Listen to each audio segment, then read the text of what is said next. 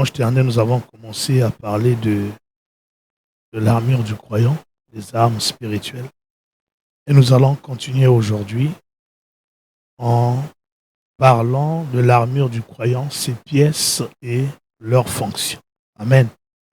Donc nous allons aujourd'hui exploiter chacune des armes spirituelles et voir succinctement leurs fonctions. Je risque d'aller vite parce qu'il y a beaucoup à dire.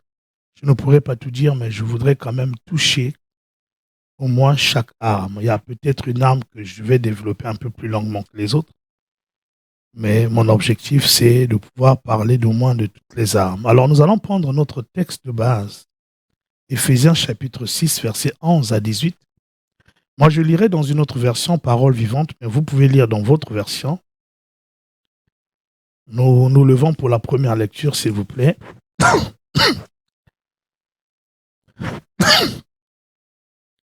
Éphésiens chapitre 6, versets 11 à 19. Nous y sommes.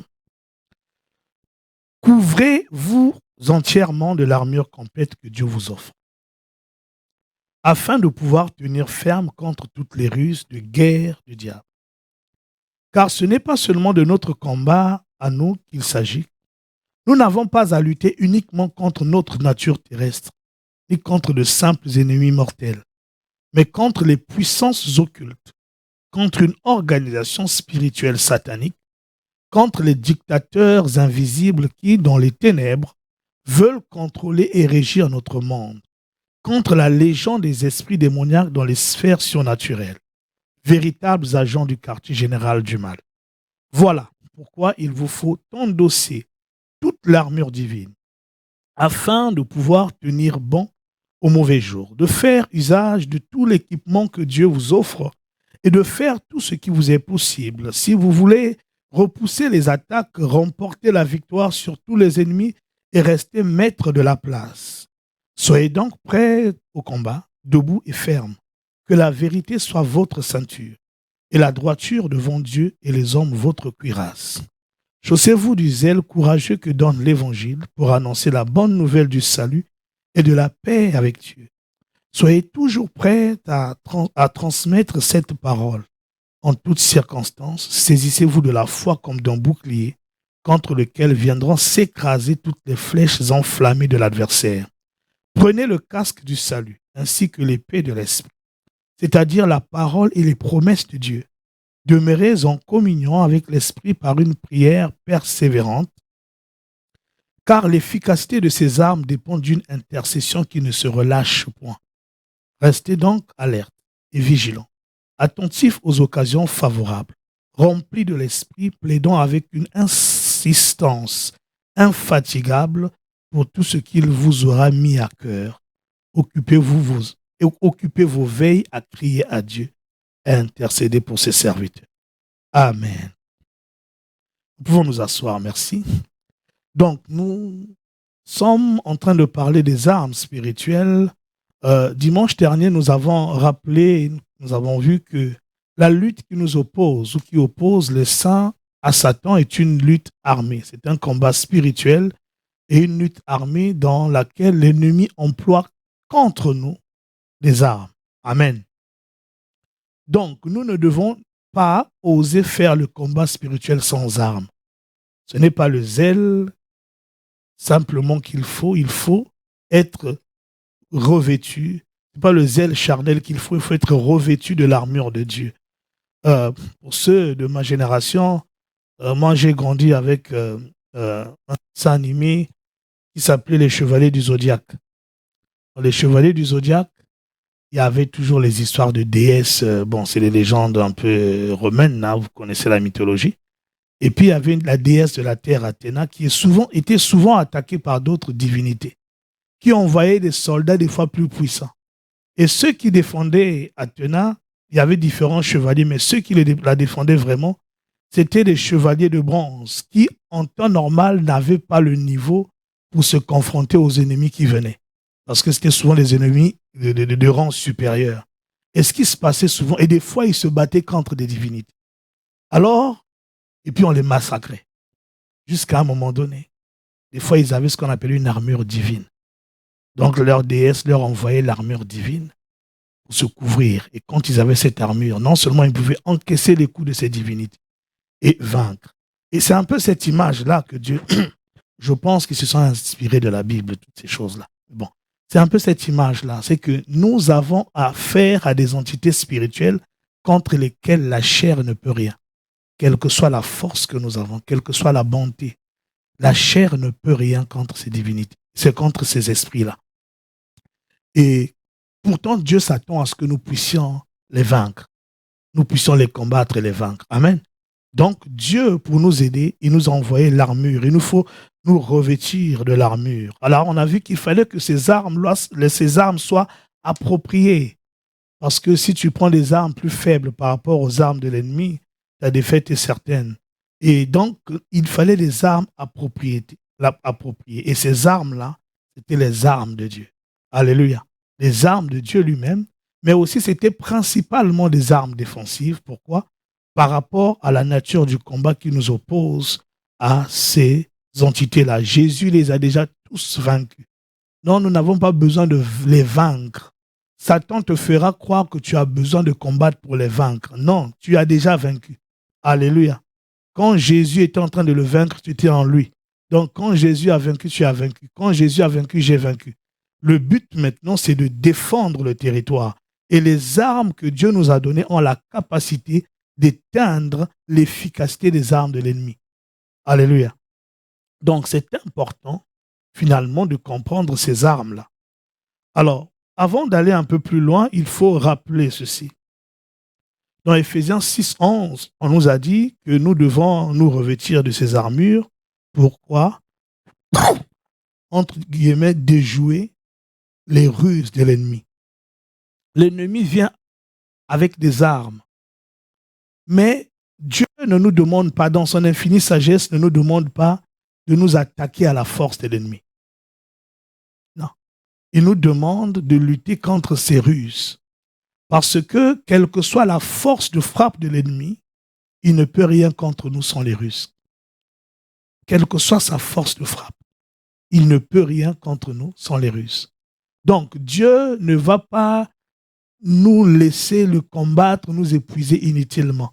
Il va nous dire, attaquez ce qui fait sa force. Qu'est-ce qui fait sa force? Ce ne sont pas les armes. Qu'est-ce qui fait la force de l'ennemi? Ce sont ses ruses. Si vous savez déjouer ses ruses, si vous savez frustrer ses plans, alors il ne vous vaincra jamais. Alléluia. Donc, les armes nous ont été données finalement pour déjouer les ruses de l'ennemi. Et chaque arme ou chaque pièce de l'armure a son rôle. C'est de ça que nous allons un peu parler aujourd'hui. On ne dira pas tout, mais on va prendre une partie. Chaque partie de l'armure a son rôle. Nous avons la ceinture de la vérité, un rôle. La cuirasse de la justice, un rôle. Le bouclier de la foi, le casque du salut, les ailes, les chaussures, que sont les ailes de l'évangile, ont un rôle. Chaque armure, les prières ont un rôle. Donc nous allons essayer de voir succinctement le rôle de chaque armure, de chaque arme, pour que nous sachions les utiliser. Et nous puissions les utiliser. Amen. La première arme que je vais peut-être développer un peu plus, c'est la ceinture de la vérité. Je ne sais pas si on a déjà affiché l'image. Alors, on peut regarder un peu à quoi ressemblait, parce que l'apôtre Paul s'inspire de l'armure du soldat romain. Donc, ça ressemblait à ça. Et chaque pièce, il l'associe à une vérité. Le plus important, ce n'est pas tant les images, cuirasse, épée, tout ça là. C'est ce que ça représente, c'est-à-dire la vérité, la justice et tout ça. Mais il nous donne cette image pour que nous puissions un peu nous représenter l'importance de l'armure. Il est en train de vouloir dire que l'armure de Dieu nous protège comme l'armure des soldats romains protégeait ses soldats. Et quand vous étudiez en détail chaque armure, vous verrez qu'elle était capitale. L'une des armes plutôt les plus importantes, c'est la ceinture de la vérité. La ceinture pour le soldat romain, c'était l'endroit où donc il retenait le manteau, mais là il ne parle pas de manteau, donc je ne vais pas en parler. Mais la ceinture avait, parce qu'en fait ils avaient souvent des habits assez amples. Donc pour ne pas être gênés dans leur mouvement, il fallait une ceinture pour les retenir un peu. Mais ils n'en parlent pas là, parce que ce n'est pas la chose la plus importante. Et ça, c'était, même le civil, les tenues des civils avaient aussi une ceinture. Mais lui, il va parler de la ceinture comme d'une arme, parce que la ceinture, c'était aussi l'endroit où le soldat mettait son épée. Donc, s'il n'y a pas de ceinture, il n'y a pas d'épée. Donc, il fallait avoir la ceinture pour le soldat romain. Et c'était aussi une identité pour le soldat romain. Elle était tellement importante que, en lisant, j'ai lu un écrivain de l'époque, là, du 1er siècle, qui disait, Sénèque, pour ceux qui ont déjà entendu parler de lui, qui disait que c'était tellement important que pour une ceinture, un soldat pouvait provoquer un combat sanglant. C'est-à-dire qu'il va venir, si tu as pris sa ceinture, il est prêt à te taper, te tabasser jusqu'à saigner. Il ne faisait pas pour le bouclier, pas pour les autres pièces, mais pour la ceinture. Parce que la ceinture avait une importance capitale pour les soldats. Et le Seigneur, par l'apôtre Paul, nous conseille la même chose. Vous devez commencer par la ceinture. Parce qu'on a dit, s'il n'y a pas de ceinture, il n'y a pas d'épée. Alléluia. S'il n'y a pas de ceinture de la vérité, il n'y a pas d'épée de l'esprit. Parce que l'épée de l'esprit jaillit de la ceinture de la vérité. Je vais en parler rapidement et je reviendrai quand on parlera de l'épée. Je vais dire quelque chose peut-être un peu difficile, mais on expliquera plus tard. L'épée de l'esprit. On dit, s'il n'y a pas de vérité, s'il n'y a pas de ceinture, il n'y a pas d'épée. On est d'accord? La ceinture, l'épée était dans la ceinture.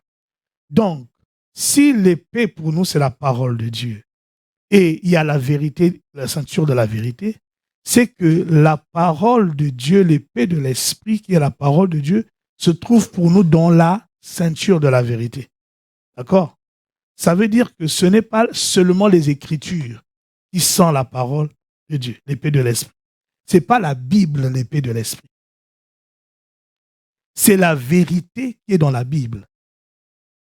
Disons que l'épée de l'esprit, la parole de l'esprit, de Dieu, qui est l'épée de l'esprit, c'est la parole de Dieu qui est contenue dans la vérité qui est dans la Bible. Parce que dans la Bible, il n'y a pas que la vérité, dans le sens où, quand je parle de la vérité, c'est pas tu mens pas. Hein, c'est pas ce que Dieu appelle la vérité. Okay? La Bible dit par exemple que Moïse est venu avec quoi? La loi. Mais Jésus-Christ est venu avec la grâce et la... Donc avant Jésus, il n'y avait pas de vérité. C'est ce que ça veut dire. Puisque c'est lui qui est venu avec. Ça veut dire que de Genèse aux évangiles, il n'y a pas de vérité. Ça ne veut pas dire que ce qui est là, ce ne sont pas des choses vraies. Mais ce n'est pas ce que Dieu appelle la vérité. Première chose. Et deux, parce que d'ailleurs la vérité, c'est une personne. Pour Dieu, la vérité, ce n'est pas le fait de dire vrai. Parce que même les démons le font. Quand les démons ont vu Jésus, ils ont dit quoi? Tu es le Fils de Dieu. N'était-ce pas vrai? Mais ce n'est pas ce que Dieu appelle la vérité. Quand l'esprit de Python a vu Paul, il n'a pas dit ceux-là, ce sont les serviteurs de Dieu qui vous annoncent la voie du salut. Mais ce n'est pas ça que Dieu appelle la vérité. Bien que ce soit la vérité, mais ce n'est pas ça. Pour Dieu, la vérité est une personne. Jésus-Christ. Je suis le chemin, la vérité et la vie. Jean 14, 6. Donc, si avant lui, il n'y avait pas la vérité, ça veut dire que la parole qui est épée de l'esprit se trouve dans la vérité qui est en Jésus-Christ, sinon la vérité qui est Jésus-Christ. Donc, c'est quelque chose d'important. Et Satan le sait. Donc, il va d'abord nous attaquer par des ruses. Les ruses, ce sont des tromperies, ce sont des pièges. Hein? J'avais pris, pour ceux qui étaient là mardi, l'image de la pêche à la ligne, c'est-à-dire avec l'hameçon. Vous allez faire une pêche, vous voulez attraper un poisson, vous prenez, nous on prenait les vers de terre ici, je ne sais pas ce qu'on fait, tu mets au bout de l'hameçon, et puis tu mets dans l'eau. Quand le poisson arrive, il regarde, il voit c'est un ver de terre, c'est la nourriture. Mais il ne sait pas que derrière, il y a sa mort. Et quand il vient, il ouvre la bouche, on l'attrape et c'est fini.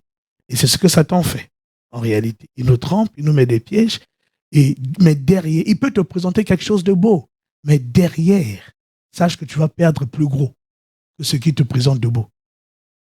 C'est ça sa stratégie. Il va te présenter les choses, les belles choses. Oh Jésus, regarde le monde là, les royaumes de la terre et leur gloire. Tu vois, waouh, c'est beau. Hein? Si tu m'adores là, je te donne tout ça. et toi, ton cœur part. Imaginons que Jésus avait dit, ah, toute la gloire de la terre, des royaumes de la terre, et les royaumes de la terre et leur gloire, tu me donnes ça. J'obéis. Malheur nous en serait aujourd'hui.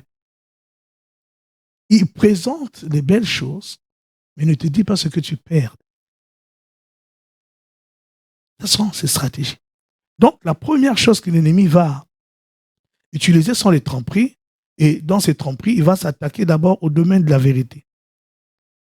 Et pour la vérité, parce que si tu n'as pas la vérité, il sait que tu n'as pas l'épée de l'esprit. Et donc, qu'est-ce qu'on nous demande? C'est de tenir ferme dans la vérité. Il faut tenir ferme dans la vérité.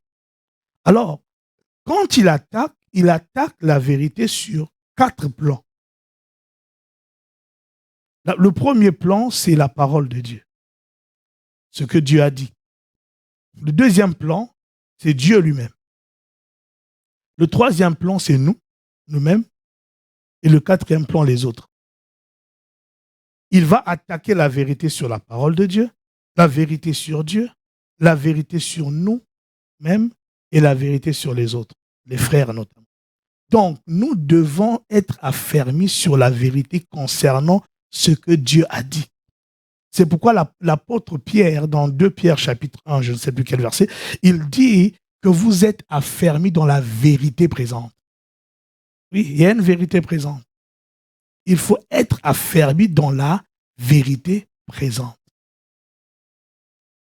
Il va d'abord attaquer cette vérité. S'il y a la vérité présente, c'est qu'il y a la vérité passée. Et des fois, nous fonctionnons dans la vérité passée. Voilà pourquoi il y a des choses qui ne marchent pas dans le combat spirituel. Non, nous devons connaître la vérité présente et être fermes dans cette vérité-là. Ensuite, nous devons aussi connaître la vérité sur Dieu. Parce que là, comme nous le verrons, il nous attaque aussi beaucoup. Il faut aussi connaître la vérité sur toi-même. Alléluia. Je dois connaître la vérité sur moi-même. Et enfin, il faut connaître la vérité sur les autres, sur les frères. Et toute cette vérité, nous devons regarder en Jésus-Christ, pas en dehors. Sinon, nous aurons quelque chose qui est peut-être vrai, mais qui n'est pas la vérité. Alléluia. Alors, je vous propose de lire Genèse 3 rapidement, versets 1 à 5, mais nous allons d'abord lire les 3 premiers versets et puis les 2 autres. Genèse 3, versets 1 à 5, mais nous commençons par les versets 1 à 3, où nous voyons la tromperie de l'ennemi sur la parole de Dieu. Comment il attaque d'abord la vérité et comment il nous faut connaître la vérité et demeurer ferme dans la vérité. Genèse 3, versets 1 à 3 dit ceci. Le serpent était le plus rusé. Ah, vous entendez? Il utilise la ruse. Et Satan aime bien les hommes rusés. Pas seulement les animaux rusés, même les hommes rusés. Quand tu es rusé là, un peu intelligent, un peu, et il aime les gens comme ça. Il aime les utiliser. Parce qu'ils sont tendres. Le serpent était le plus rusé de tous les animaux des champs que l'Éternel Dieu avait fait. Il dit à la femme, Dieu a-t-il réellement dit, vous ne mangerez pas de vous, de tous les arbres du jardin? La femme répondit au serpent, nous mangeons du fruit des arbres du jardin, mais quant au fruit de l'arbre qui est au milieu du jardin, Dieu a dit, vous n'en mangerez point et vous n'y toucherez point, de peur que vous ne mouriez. On s'arrête d'abord là. Dieu a-t-il réellement dit? Le diable ne nie pas toujours que Dieu ait parlé. Non, il ne va pas toujours te convaincre que Dieu n'a pas parlé. Surtout quand tu es dans le Seigneur, quand tu connais les choses de Dieu, quand tu connais la parole, il ne va pas perdre son temps à venir te convaincre que Dieu n'a pas parlé. Il y a des évidences que même lui ne peut pas nier. Par exemple, quand Dieu a parlé à Jésus, disant, celui-ci est mon fils. Tout le monde a entendu. Comment tu vas venir nier? Alléluia. Il ne fait pas. Mais ce qu'il va faire, c'est que il va s'attaquer à notre compréhension de ce que Dieu a dit. Alors il dit, Dieu a-t-il réellement dit? Et écoutez, et il va tordre la parole. Il dit, vous ne mangerez pas de tous les arbres du jardin. Est-ce que c'est ce que Dieu avait dit? Lui, il vient, il dit, Dieu a-t-il vraiment dit, vous ne mangerez pas de tous les arbres du jardin. C'est-à-dire que dans ce jardin, il y a tous les arbres là, vous ne mangez aucun. Il teste un peu ta connaissance aussi, et ma connaissance. Mais ce n'est pas ce que Dieu avait dit. Dieu avait dit, vous mangerez de tous les arbres, sauf d'un. Mais lui, il dit, non, vous ne mangerez pas de tout. D'abord, il teste la connaissance. Si tu ne connais pas la connaissance, la parole, bon, il n'a pas besoin d'aller loin. Mais Ève répond en montrant que non, même si je n'étais pas là, Adam m'a quand même bien formé. Alléluia. Donc, quand nos sœurs nous accusent, quand Ève mangeait, Adam qui était censé veiller était où? Il a quand même fait une bonne action. Au moins cette action-là. Au moins, il a bien enseigné la parole à ce point. Et non, mais récemment, j'ai dit, parce que ma femme me posait son question, mais Adam était où? Mais je n'avais pas la réponse. Et puis cette semaine, c'est la semaine dernière. Et puis je lis la Bible, et puis je dis, ah, mais j'ai eu la réponse. Parce qu'on dit, elle en donna à son mari qui était à côté. Ah, en fait, il était juste à côté. Ah, il s'est encore énervé. Il dit, ah, mais. Parce que peut-être qu'il était loin. C'est vrai que je ne me suis jamais posé la question. Non? Dans ma tête, certainement, Ève était seule. Mais quand j'ai relu la Bible cette semaine, non, il était juste à côté. Donc, pendant que le serpent parlait, lui, il était à côté. Bon, il a au moins fait une bonne action, il avait enseigné la parole. Donc, la femme déjoue ça. La première chose, il va mettre en doute, il va attaquer. Est-ce que tu as bien, est-ce que c'est vraiment ce que Dieu a dit? Je ne nie pas que Dieu n'a pas parlé, mais non, je pense que Dieu a dit autre chose. Il n'a pas dit ça. Il a dû dire autre chose. Tu n'as pas bien compris, toi. Il va attaquer cette première chose. Est-ce que Dieu a réellement dit que non, le mariage se consume, le sexe se consume dans le mariage? C'est vraiment, est-ce que c'est Dieu vraiment? Lis un peu la Bible. Il va essayer de prendre, il ne nie pas que Dieu a dit quelque chose à propos, mais il va essayer de tordre. Il faut que tu connaisses la vérité, que je connaisse la vérité et que je sois ferme, que je prenne la parole. Voilà ce que la parole dit. Voilà ce que Dieu dit. Alléluia. Dieu a parlé, Dieu a parlé. Maintenant, ça c'est la première chose, je passe un peu. Et quand il voit que là, il a échoué, sur la parole, il a échoué. Il a essayé de te tromper, de te séduire, de corrompre la vérité de Dieu. Mais en fait, il n'y est pas parvenu. Il va maintenant s'attaquer à Dieu. Au verset 4 et 5, on dit, alors le serpent dit à la femme, vous ne mourrez point. Mais Dieu sait que le jour où vous en mangerez, vos yeux s'ouvriront et que vous serez comme des dieux, connaissant le bien et le mal. Qu'est-ce qu'il est en train de dire quand il dit Dieu sait? Dieu est venu voir l'homme et la femme. Du moins, il a parlé à l'homme pour l'homme et la femme. Il a dit que si vous mangez de cet arbre, vous allez mourir. Lui vient dire non, Dieu a menti. Dieu est un menteur. Dieu vous a menti. Mais Dieu sait que si vous en mangez, vos yeux s'ouvriront. Donc en fait, Dieu ne vous aime pas.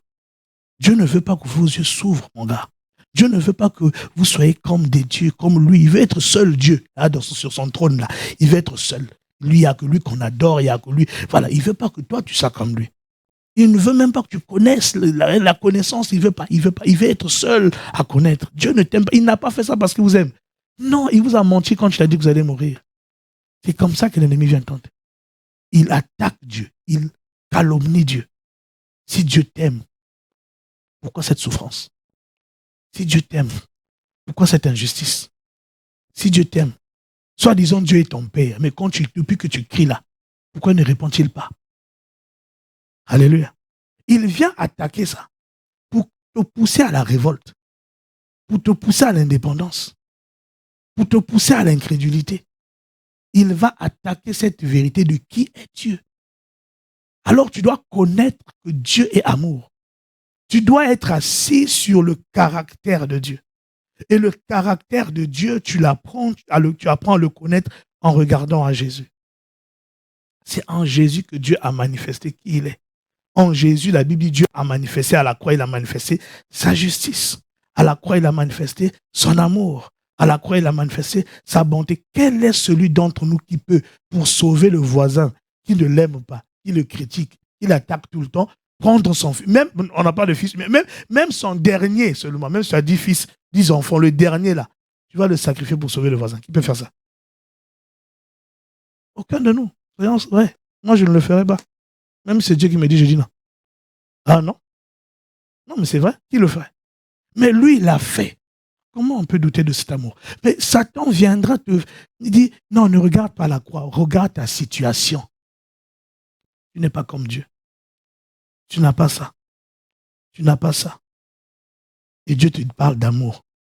Il m'aime encore, il ne t'a pas oublié, il t'aime encore. Là, tu entends donc une chanson. Il ne savait pas à quoi je passe. Où est le Dieu qui m'aime? S'il m'aimait, pourquoi il ne me voit pas? Je crie à lui. On a dit, il faut prier. J'ai prié 1 an, 2 ans, 3 ans, 4 ans, 5 ans. Je suis fatigué. Il ne dit rien, même pas un mot. Non, Dieu ne m'aime pas. Ce sont les pensées que Satan met en nous. Alléluia. Il s'attaque à Dieu. Il calomnie Dieu. Alors, si tu ne connais pas la vérité sur Dieu, oui, il arrive que Dieu ne réponde pas en temps et en heure. Abraham a attendu 24 ans. Il y a une promesse qu'Abraham a attendue toute sa vie, il n'a pas eu. La Bible dit qu'ils sont morts, lui et ses fils, ils sont morts dans la foi sans avoir vu ce qui leur était promis. Mais ils sont quand même morts dans la foi. Ils n'ont pas dit, Dieu, nous sommes arrivés à la fin de notre vie, ce que tu as promis, tu n'as pas donné, donc tu as menti. Non. Ils ont cru, si Dieu, tu n'as pas donné dans cette vie, dans l'autre, tu donneras. Voilà ce que c'était la foi d'Abraham. Alléluia. Mais nous, dès qu'on entend, il y a un peu, on entend un peu, on est fatigué. Quand on dit non, mon frère, ma soeur, crois encore. Ce sont des paroles. Non, c'est la vérité de Dieu. On ne sait pas toujours expliquer le pourquoi Dieu, des fois, peut prendre du temps. Le pourquoi, des fois, Dieu peut être silencieux. Ça arrive à tout le monde, même nous. Ça arrive. Mais on ne doit pas douter. On doit connaître la vérité sur Dieu. On doit regarder à Jésus. Quelle est cette personne qui prendrait son fils unique et qui va le livrer? Qui va prendre les péchés de l'humanité et le placer sur son enfant? Qui va prendre moi, parce que je me pose toujours la question, si Jésus avait échoué, si Jésus avait cédé à une tentation, qu'est-ce qui serait arrivé? Dieu n'aurait pas perdu son fils éternel. Vous n'êtes pas posé la question? Si Jésus avait échoué, parce que si c'était gagné d'avance, il venait et puis il allait à la croix. Et puis... Non, il a été tenté en toutes choses. Il fallait qu'il résiste. La justice, c'est quoi? Pour Dieu, la justice, c'est bien faire. Quand on dit que la justice de Christ nous a été imputée, ça veut dire quoi? C'est pas son innocence. C'est qu'il a vécu comme un homme. Dieu l'a testé pour voir s'il va vivre, pratiquer la justice toute sa vie.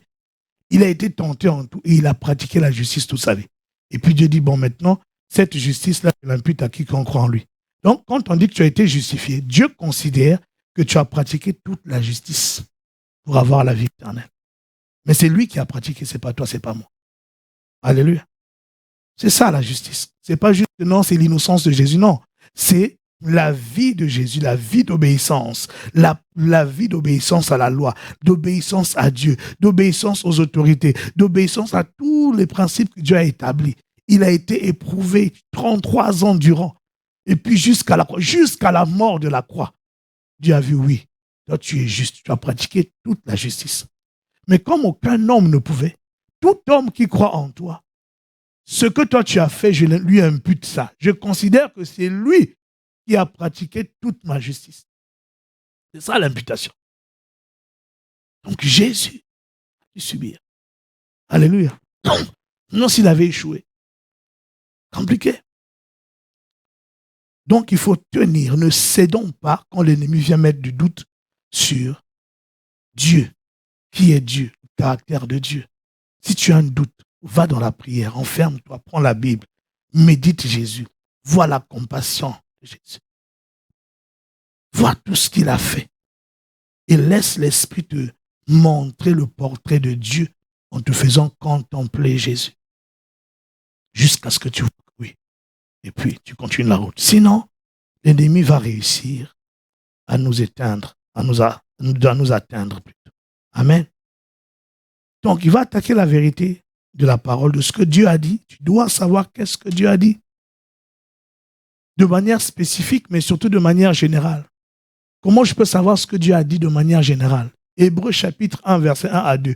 Autrefois, après avoir parlé autrefois à nos pères par les prophètes, et de plusieurs manières, maintenant, pour nous qui sommes dans les derniers temps, Dieu nous a parlé par son Fils Jésus-Christ. Donc, va méditer sur ce que Jésus-Christ a dit. Tu sauras ce que Dieu nous a dit. Alléluia. Et puis, on demeure là. Apprenons qui est Dieu. Connaissons Dieu. La vérité sur Dieu. Dieu est-il si insensible que ça? Connaissons la vérité sur Dieu. Comme ça, quand l'ennemi viendra, nous allons bondir à cette vérité et riposter. Ensuite, il attaquera aussi la vérité sur nous-mêmes. Luc 4, 3, je nous donne le verset, mais on connaît le texte. Quand le diable, la tentation de Jésus dans le désert, que dit le diable? Si tu es le Fils de Dieu. Dieu vient de déclarer à tout l'univers que Jésus est le Fils de Dieu. Lui, il vient voir Jésus, il dit, si tu es le Fils de Dieu. Il vient tenter Jésus sur son identité.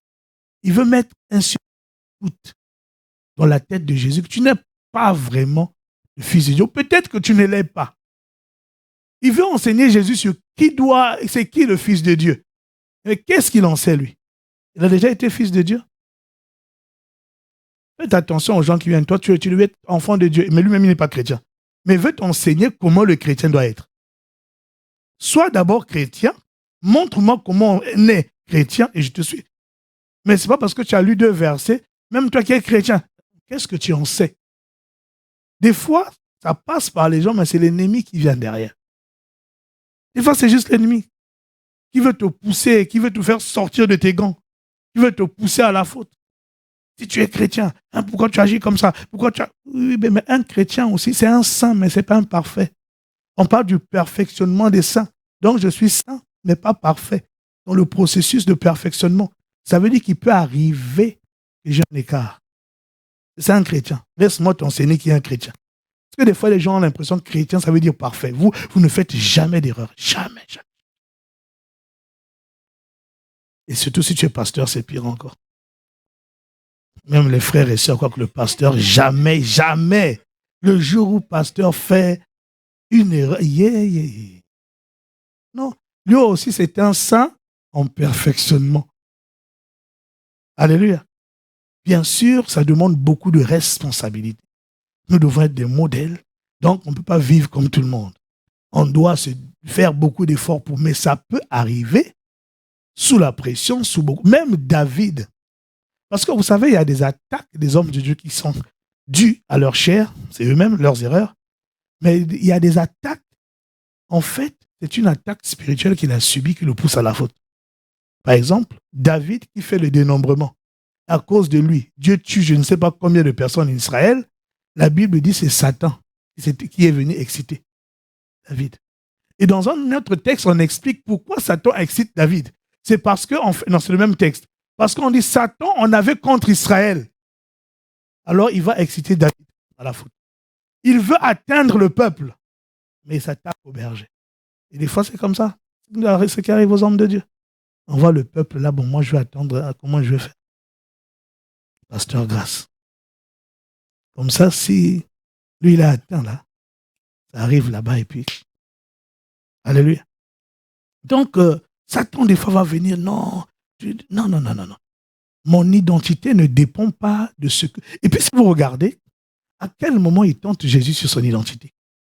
Il tente Jésus sur son identité au moment où Dieu déclare « Tu es le Fils, mon Fils, bien-aimé en qui j'ai mis toute mon affection ». Mais c'est avant que Jésus ne soit revêtu de puissance. Il est revêtu de puissance quelques versets plus loin, au verset 14, dans Luc 4. Donc, ça veut dire que quand il vient dire « Si tu es Fils de Dieu, ordonne à cette pierre qu'elle devienne du pain », il sait bien que ça ne marchera pas. Donc, des fois, il va venir, oh, je suis fils de Dieu, mais où sont les miracles? Parce qu'il veut te faire croire que fils de Dieu égale La preuve, c'est les miracles. La preuve, c'est la perfection en amour, que tu sois parfaitement amour. La preuve, c'est donc si tu n'as pas, si tu ne peux pas faire une telle œuvre comme Jésus, c'est que tu n'es pas fils de Dieu. Non. Notre identité ne dépend pas de l'expérience de ce que Dieu a dit de nous. Mais notre identité dépend de ce que Dieu a dit de nous. Si Dieu a parlé, si Dieu a dit de toi que tu es mon fils, que tu aies des choses qui prouvent que tu l'es ou pas, tu l'es. Est-ce qu'on demande à un enfant de prouver qu'il est fils, un bébé là, qui doit prouver que tu es fils de ton père ou de ta mère, en parlant comme ton père, en marchant comme ta mère? Il peut le faire. Il vient de naître. Mais est-ce que c'est pour autant qu'il n'est pas fils? Il va l'apprendre des parents.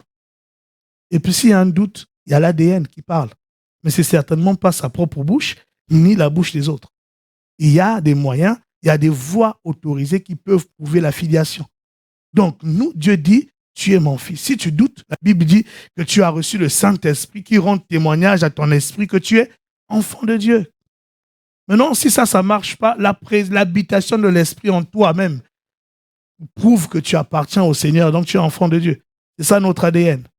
Donc, nous sommes ce que Dieu dit que nous sommes, pas ce que nous expérimentons. Nous sommes en croissance. Aujourd'hui, je ne peux peut-être pas chasser les démons, demain je saurai. Aujourd'hui, je ne peux peut-être pas résister, demain je résisterai. Oui, aujourd'hui, j'ai peut-être encore besoin du pasteur, mais demain je serai capable sans pasteur. Vous voyez? Mais des fois, les pensées viennent, non, si tu étais enfant de Dieu, non, Dieu a dit que je le suis. La Bible dit, ceux qui l'ont reçu, ceux qui ont cru en son nom, elle a donné le pouvoir de devenir enfant de Dieu. Je suis enfant de Dieu parce que j'ai cru en Jésus et Dieu l'a déclaré. Et je m'arrête là et je reste sur scène. Parce que, pourquoi il agit comme ça? Parce que des fois, il sait que si tu as la conscience de ta filiation divine, tu peux lui résister. Mais quelqu'un qui doute qu'il est fils de Dieu, quand le diable vient, il peut même avoir peur de combattre le diable. Il dit, si je sais là, allez, tu te tais, tu subis. Pourquoi? Parce qu'il a réussi à te faire croire que tu n'es pas fils de Dieu. Alléluia. Que parce qu'il y a telle faiblesse, non, tu n'es pas fils de Dieu. Il y a un passage, je ne vous encourage pas au péché, mais c'est la Bible. Moi qui m'a choqué un jour. Les gens, Jésus dit, plusieurs, dans Matthieu 7, 22, 23, plusieurs diront en ce jour, n'avons-nous pas chassé les démons parmi cette liste-là? N'avons-nous pas quoi? N'avons-nous pas opéré des miracles? Qu'est-ce que Jésus dit? Éloignez-vous de moi, vous qui commettez. Donc, ceux qui commettent l'iniquité peuvent chasser les démons.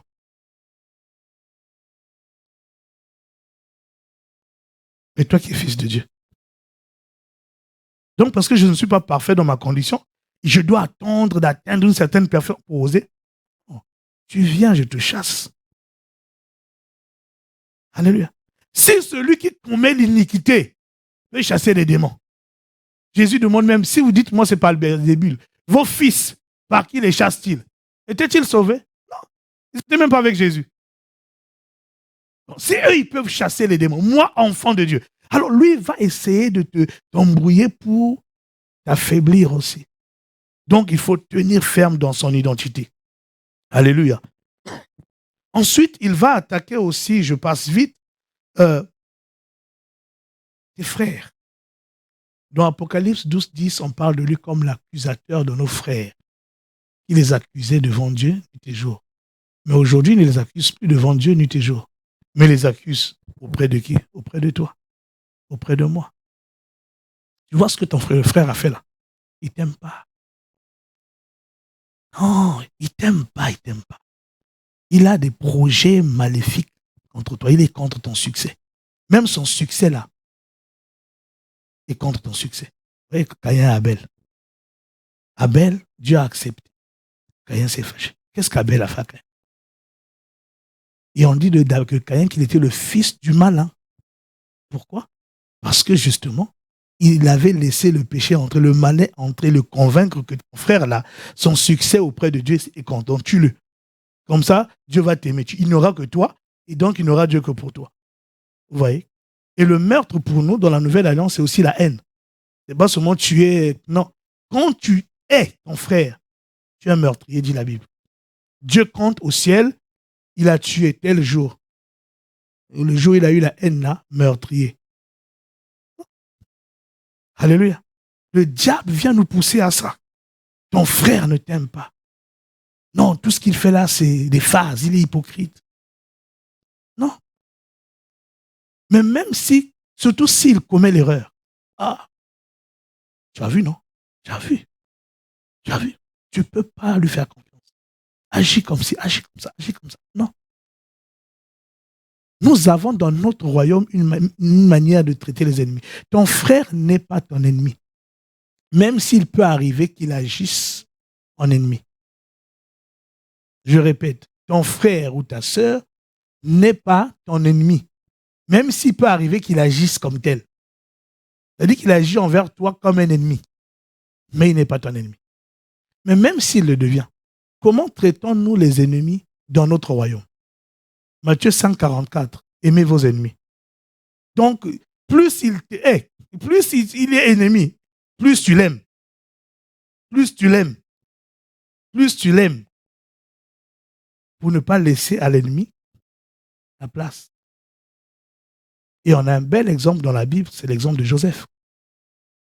Qui d'entre nous a vécu ce que Joseph a vécu avec ses frères? Qui?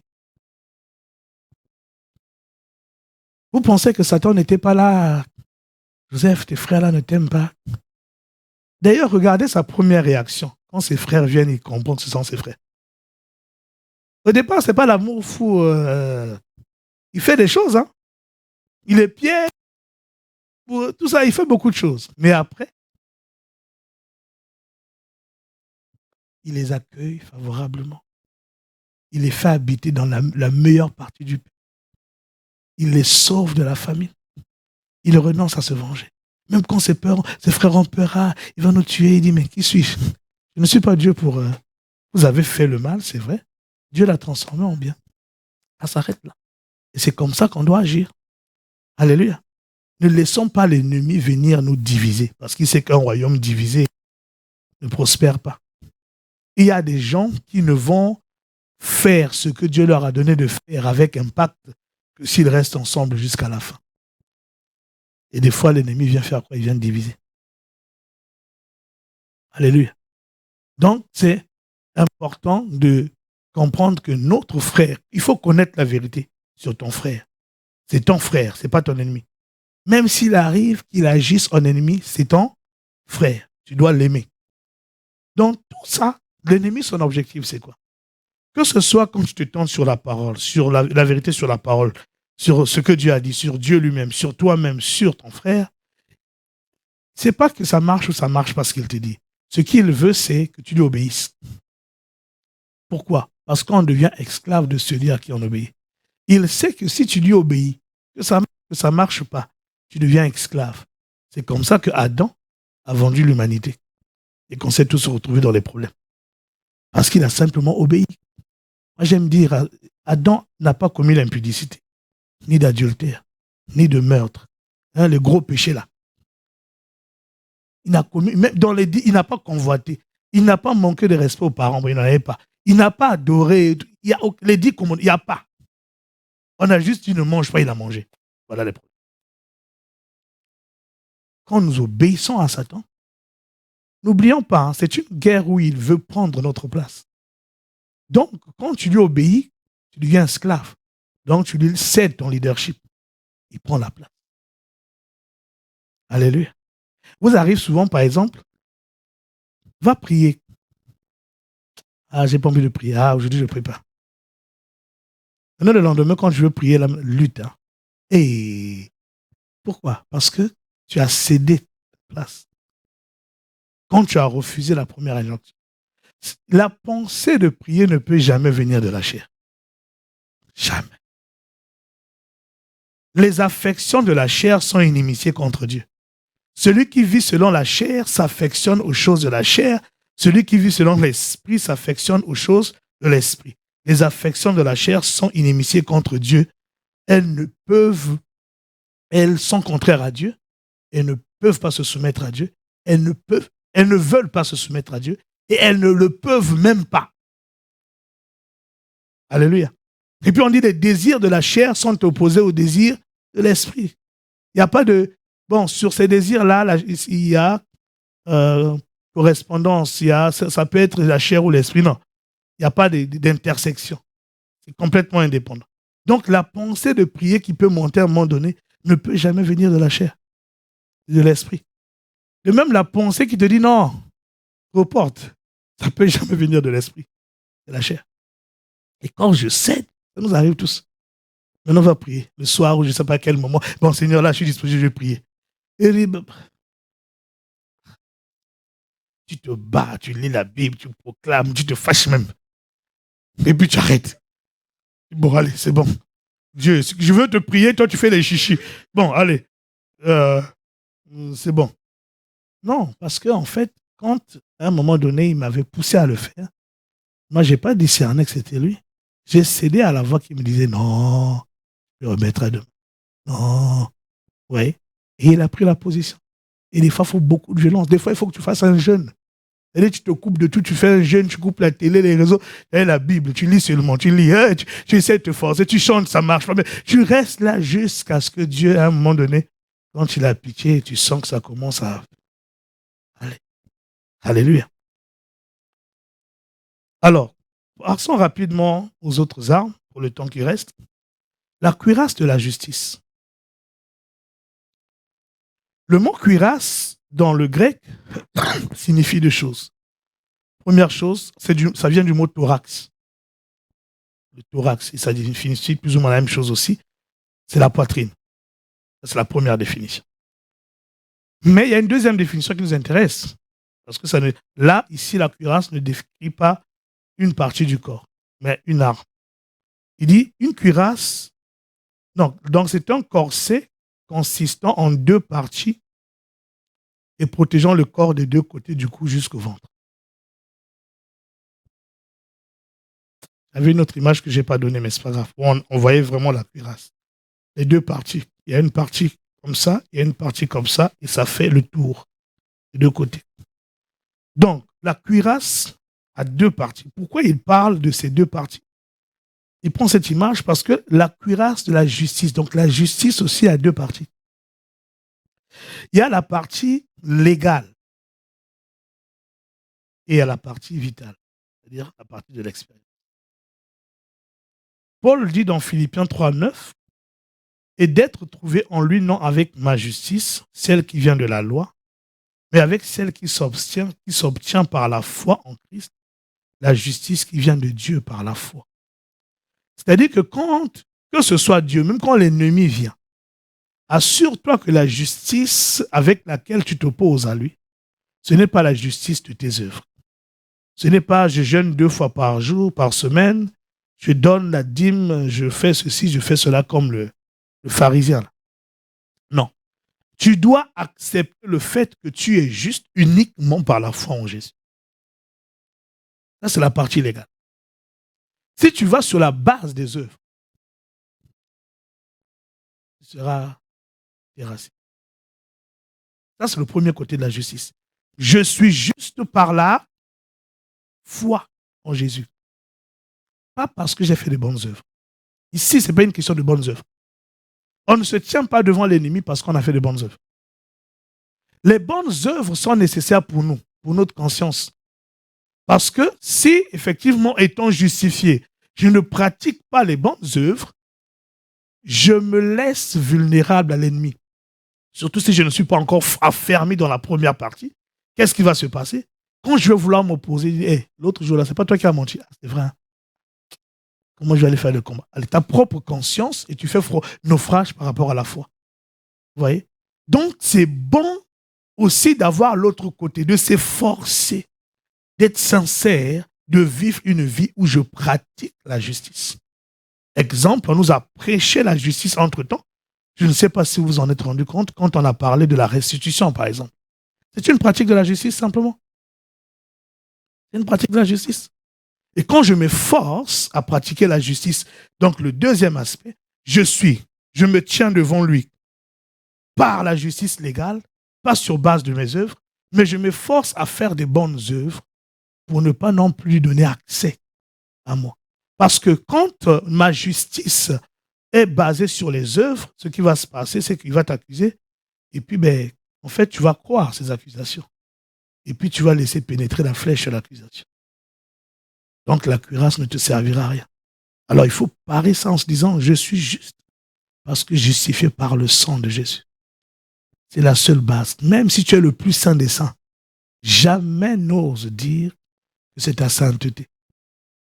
Parce que devant la gloire de Dieu, vous savez, il y a des choses que la Bible nous convainc que ce sont des péchés. Mais dans la Bible, il n'y a pas tous les péchés listés. Vous êtes d'accord? Il y a une dimension de péché que tu ne vois que dans la présence de Dieu, pas dans la loi. Voici la preuve. Jésus fait la pêche miraculeuse. Pierre, Simon-Pierre et tous les autres, c'était des Juifs. Donc si vous connaissez les Juifs, vu l'âge qu'ils avaient, vous savez qu'ils avaient été instruits dans la loi. Les 10 commandements, ils connaissaient. Mais il a fallu la présence de Jésus, pas qu'il les accuse, que vous êtes des pécheurs, mais qui fait un bienfait, qui fait un miracle en leur faveur. Pêche miraculeuse. Quand Simon-Pierre voit ça, il dit, éloigne-toi de moi, je suis un homme pécheur. Qui t'a dit que tu étais pécheur? La présence de Dieu révèle à ton cœur même les péchés que des fois la Bible ne peut pas révéler. Un état que des fois la Bible, là, les écrits, je veux dire, ne peuvent pas révéler. Ils avaient la loi, mais jamais la loi ne les avait convaincus d'être pécheurs. Certainement, par la loi, ils se disaient, oh, nous, on fait ça, donc on est juste. Jusqu'à ce que la présence te devienne. Ésaïe commence son livre. Jugement, chapitre 1, jugement. Chapitre 2, jugement. Chapitre 3, jugement. Sur Israël, jugement 4, 5. Au chapitre 6, lui, il va voir la vision de Dieu. Quand il a vu, il voit la vision de Dieu dans son temple. Il voit les séraphins qui disent, ah, malheur à moi. Je suis un homme aux lèvres pures. J'habite. Mais mon gars, c'est pas toi qui condamnais les autres là, tes prophéties là, le feu, le feu, le feu. La présence de Dieu, lui aussi, c'est un homme de loi. Vous connaissez les Écritures, c'est un prophète. Mais la présence de Dieu, la gloire de Dieu, lui a révélé que mon gars, ta sainteté ne tient pas devant moi. Ta justice ne tient pas devant moi. Alléluia. Job a vécu la même chose. Comment Dieu peut me faire ça? Moi. Et puis quand à la fin, Dieu dit, bon, ok, enseigne-moi un peu. As-tu commandé au matin? Hein? Tu sais comment ça a été créé? Dieu lui pose juste des questions sur la création. Qu'est-ce qu'il dit? Qui est celui qui ose obscurcir mes desseins? Il dit, mon oreille avait entendu parler de toi. Maintenant, mon œil tombe. Je me réponds. Mais tu te réponds de quoi? C'est qu'il s'accuse de quelque chose.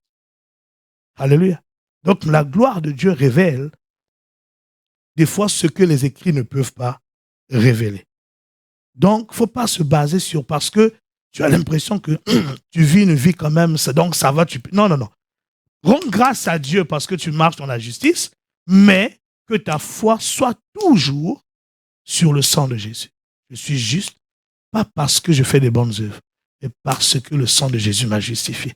Mais maintenant, je m'efforce à marcher dans la justice pour... Tu peux acclamer le Seigneur sérieusement si tu veux le faire. Je m'efforce à marcher dans la justice pour que je ne laisse pas les flèches, les accusations aussi entrer. Ah, tel jour, tu as fait ça. Ah, c'est vrai. L'autre jour, ah, c'est vrai. Et puis, tu t'ébranles, tu ouvres la cuirasse, la flèche entre. Arme numéro 3, le zèle de l'évangile de paix. Le zèle de l'évangile de paix. Alors, remarquez, on ne dit pas l'évangile de paix. Hein? Les chaussures, ce n'est pas l'évangile de paix. C'est quoi le? C'est ça ou pas ça? Alléluia. Ce n'est pas l'évangile de paix qui est les chaussures. C'est le zèle. Alors, le zèle te pousse à faire quoi? Alors, déjà, avant de parler du zèle, pourquoi il s'attaque à ça et pourquoi nous devons tenir dans le zèle de l'évangile de paix? Parce que Romains 1,16 dit ceci de l'évangile. Car je n'ai pas honte de l'évangile, c'est une puissance de Dieu pour le salut de quiconque. Donc, s'il y a une chose qui libère les captifs de la main de Satan, qui détruit les œuvres du diable, c'est la puissance de l'évangile. C'est l'évangile. Alléluia. C'est l'évangile qui renverse tout, qui saccage tout. Et ça ne fait pas ses affaires. Donc, qu'est-ce qu'il doit faire? il doit s'attaquer à cet évangile-là de paix. Pour en empêcher quoi? Le zèle. Et il va s'attaquer à Dieu. Parce que le zèle fait quoi? Le zèle fait ce qui est arrivé aux disciples d'Emmaüs.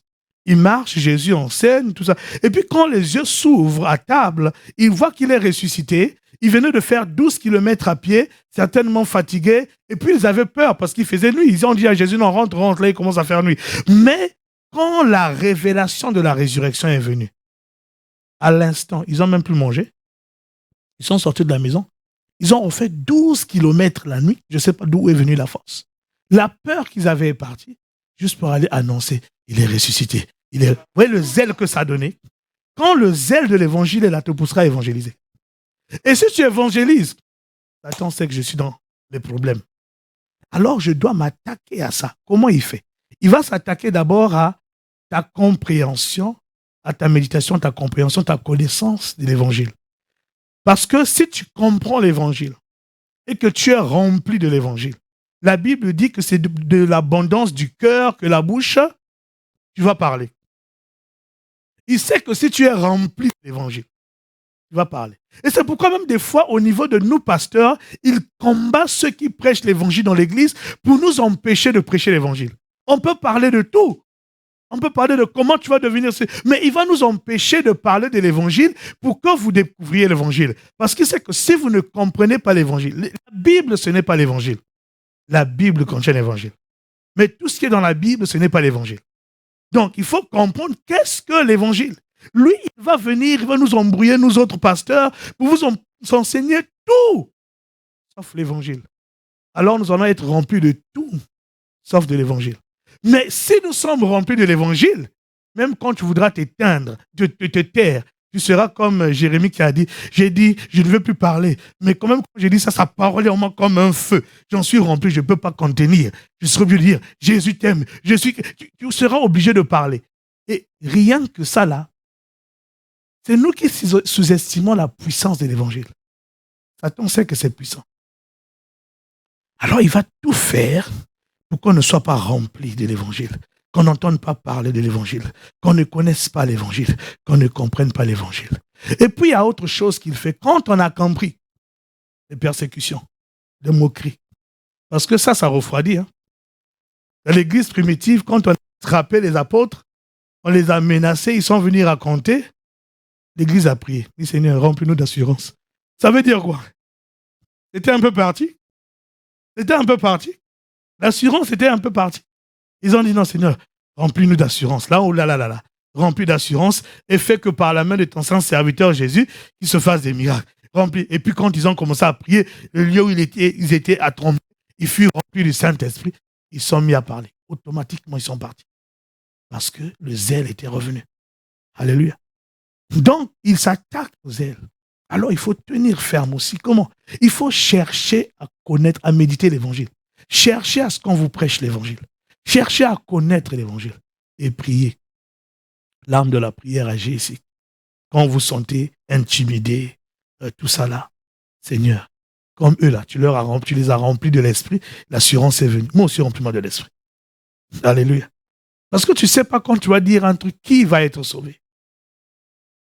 Mais après, j'insiste, il faut que ce soit aussi l'évangile de paix.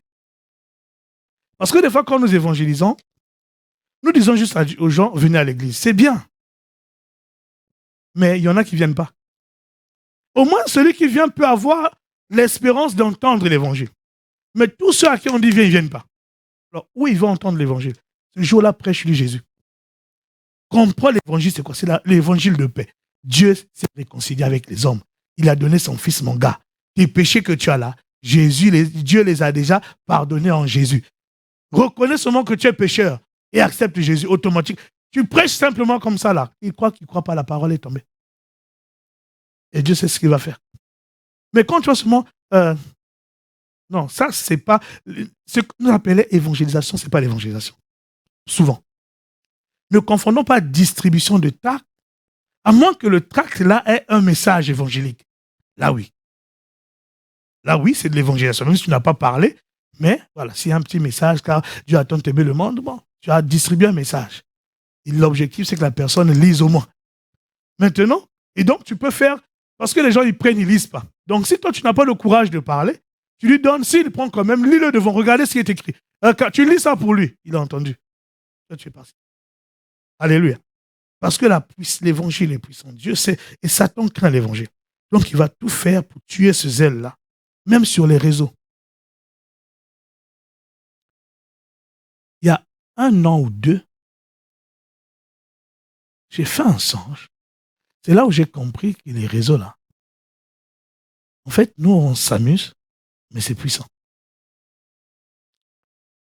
Je fais un songe. À l'époque, je publiais juste comme ça, avant même que je commence l'émission. Puis je fais un songe, et puis on est venu me menacer à cause de ce que je publiais dans les réseaux. Je dis, oh, donc l'histoire là est vraie. Je continue encore maintenant à faire plus. Il dit, ah, tu m'as donné une raison de le faire. Parce que vous voyez, des fois, quand vous faites, bon, les gens écoutent, tu dis, ah, il n'y a pas de vue, il n'y a pas de machin, ah, est-ce que ça aide même quelqu'un? Ah, je veux seulement laisser. Mais tu es venu me menacer. Ça veut dire que même les 1 ou 2 personnes qui écoutent là, oh, j'ai compris que les réseaux, c'est quelque chose. Vous voyez? Donc, les réseaux, partagez, je ne sais pas ce qu'on vous dit de partager l'évangile, partageons. Nous, des fois, sur les réseaux, on aime seulement, regardez-moi, je suis assis là, je suis au restaurant, mais qu'est-ce que les gens en ont à faire? Franchement. Hein? C'est l'anniversaire de ta maman qui est au village, hein, ou en Afrique, joyeux anniversaire, maman. Tu es sûr que ta maman va voir ce message? Tu ne vois pas? Mais des fois, on veut attirer l'attention des gens. Et nous-mêmes, on ouvre des portes à l'ennemi. On dévoile notre vie, nos enfants sur les réseaux. Tout est sur les réseaux. Ceux qui mettent des bêtises, on met des bêtises. Vous savez, les gens, à moins que vous ne soyez pas quelqu'un de main, que vous restez des hommes obscurs.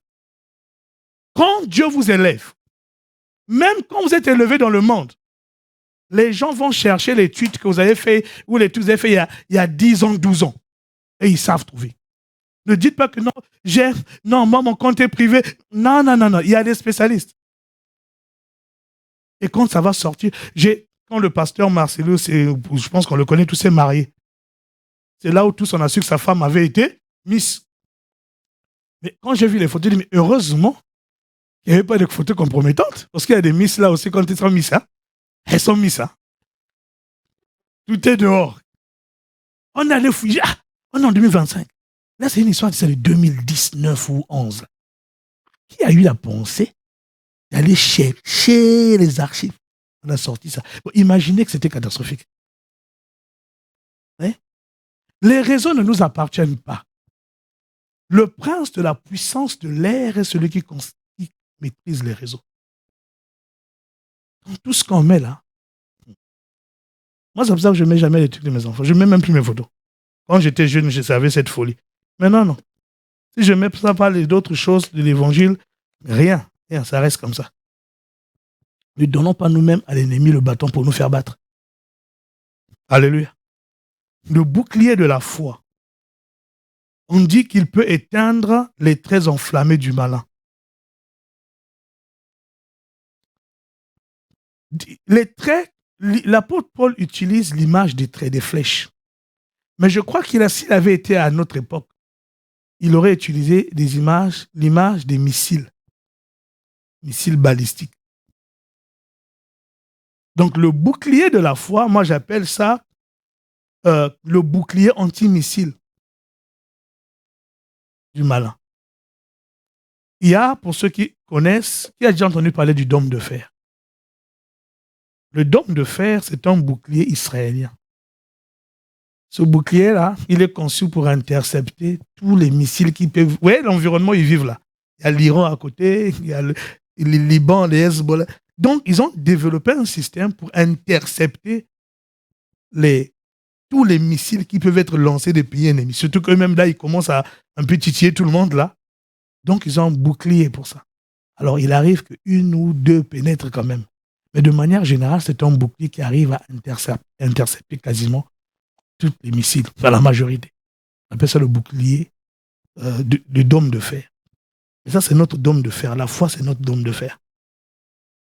Nous, l'avantage, c'est qu'il n'y en a pas qui pénètrent.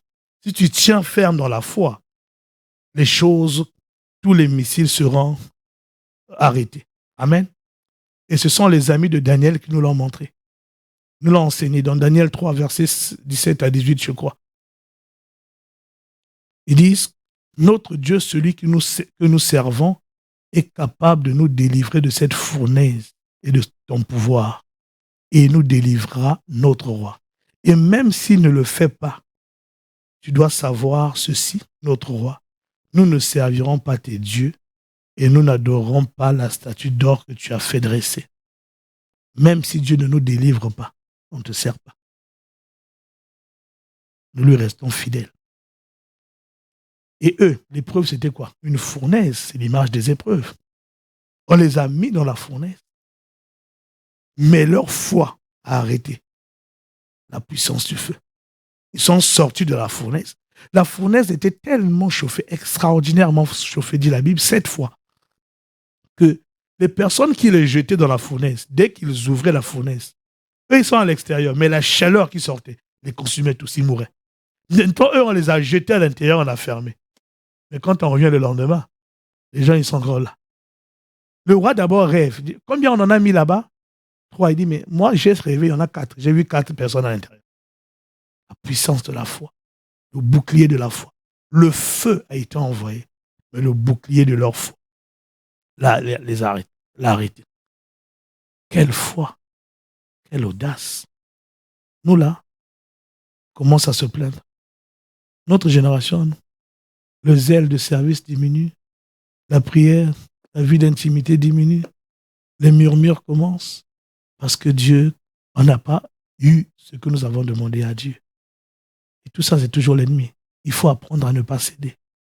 Même si ça ne va pas. J'ai une joie, joie, joie, joie, joie, joie, joie, joie qui déborde. Je danse, je chante comme avant, comme si Dieu avait tout donné. Je le sers comme si Dieu avait tout donné. Je pleure dans le secret, mais je le loue. Le zèle, je le garde. La ferveur, je la garde intacte. L'énergie, c'est ça le bouclier de la foi. Alléluia. Le casque du salut, lui, par ailleurs dans 1 Thessaloniciens 5.8, il en parle comme le casque de l'espérance du salut. Ça veut dire que, en fait, ce casque-là, Jésus en parle quand il dit que ceux qui persévéreront jusqu'à la fin seront sauvés. C'est-à-dire que quand les épreuves viennent, il faut apprendre à attendre, à espérer, encore, et encore, et encore, et encore, et encore. Amen. Toujours espérer. L'ennemi te dira, oh, tu as trop attendu, arrête. Non, soyons comme Job. Job a dit, mon rédempteur est vivant. Il se lèvera même le dernier. Abraham a espéré comme toute espérance. Gardons toujours l'espoir. Gardons toujours l'espoir que ça ira, que Dieu nous délivrera. Peu importe l'intensité des épreuves, peu importe la durée de l'épreuve, la fin sera le triomphe. Dieu a promis, il a dit, il nous fait toujours triompher. C'est-à-dire dans tous les combats, Dieu n'a jamais prévu que tu perdes un seul combat. Il te fait toujours triompher. Mais il faut maintenant garder l'espérance. Ça ne va pas, les voix viennent, tu vois, abandonne, tu vois. Il dit non, mon Dieu est vivant. Il se lèvera, le dernier. Même si quand ma peau sera détruite, il se lèvera. Quand je n'aurai plus de chair, je verrai Dieu. Il a même espéré au-delà de la mort. Alléluia. L'épée de l'esprit, on a déjà parlé un peu, c'est la parole. Amen. C'est elle qu'il faut utiliser quand Jésus, par exemple, c'est elle que Jésus utilise quand Satan vient dire retire-toi de moi. Car il est écrit. Vous voyez ce qu'il fait? Il ne dit pas juste retire-toi de moi. Utilise la parole. À ce que tu dis à Satan, ne mets pas tes émotions, ta colère. Que des fois, nous, on parle avec Satan, tu es en colère. Ce n'est pas ta colère qui changera quelque chose. Lui-même, il est le maître de la colère. Non. On dit, il est descendu envers nous avec une grande colère. Ta colère ne dépasse pas celle de Satan. Ce n'est pas avec ça qu'on peut on fait le vaincre. Non. C'est car il était. Mais maintenant, donc il faut apprendre à confesser, apprendre à riposter. Maintenant, ce qui est important, pour ne pas que je ne perde de temps là-dessus, c'est qu'on dit c'est l'épée de l'esprit. Attention. Ça veut dire que ce n'est pas juste que je prends la parole que je trouve et puis je jette. C'est l'épée, ça appartient à l'esprit. C'est lui qui sait, mon épée. C'est lui qui doit te la donner. Ça veut dire quoi? Il faut parler, confesser sous l'inspiration de l'esprit. Pas juste que je viens là, il est écrit là-bas. Non, sous l'inspiration de l'esprit. Et c'est pourquoi il faut être, on dit, continuellement rempli. Si tu es continuellement rempli, c'est un petit problème. Donc, des fois, si tu n'es pas rempli, avant de commencer là, prie, adore, cherche à être rempli. Quand tu commences à sentir que ça coule là, les paroles qui viennent là, libère-les maintenant. Là, l'esprit est en train de te... Le verset, elle a un verset, tu libères, c'est ça l'épée de l'esprit. Mais si tu prends seulement la Bible, quel verset? Les psaumes. Allons dans le psaume. Les psaumes, là, il y a beaucoup de paroles là, de combat. Je cherche cette parole-là. L'ennemi risque. Je passe. Oui, tu donnes des coups en l'air. Amen. Donc, il faut être rempli de l'esprit. On ne peut pas utiliser cette parole-là sans que l'esprit nous remplisse. Ésaïe 49, 2 le dit en disant « Il a rendu ma bouche semblable à un glaive tranchant ou à une épée aiguë. » C'est Dieu qui rend notre bouche semblable à une épée. C'est pas nous. C'est lui qui fait monter les paroles qu'il faudra. Et je vais terminer par là maintenant. On dit toutes sortes de prières par l'esprit. La prière, c'est quoi? Vous savez, dans toute guerre, on a besoin de communiquer avec, par exemple, le quartier général. Il n'y a plus de munitions. Il faut envoyer un télégramme, je ne sais pas. Vous dire, il n'y a plus de munitions, envoyez les secours. Envoyez d'autres munitions. Là, on n'a plus de secours. Là, on est dans telle situation. Pour nous qui suivons les films, à l'époque, il y avait l'expression « M'aider, m'aider ». Détresse. Le bateau, l'avion en détresse, là, il faut venir sauver. Alléluia. C'est ça la prière. La prière nous permet de communiquer avec notre quartier général céleste. Quand ça ne va pas, quand on se sent affaibli, Jésus l'a appliqué en plein combat Gethsemane. Le gars a commencé à s'affaiblir. Qu'est-ce qu'il a fait? Il a prié. Après, on dit, un ange est venu pour le fortifier. Alléluia. Mais s'il n'avait pas prié. Vous voyez? Donc, la prière, c'est le moyen de communication.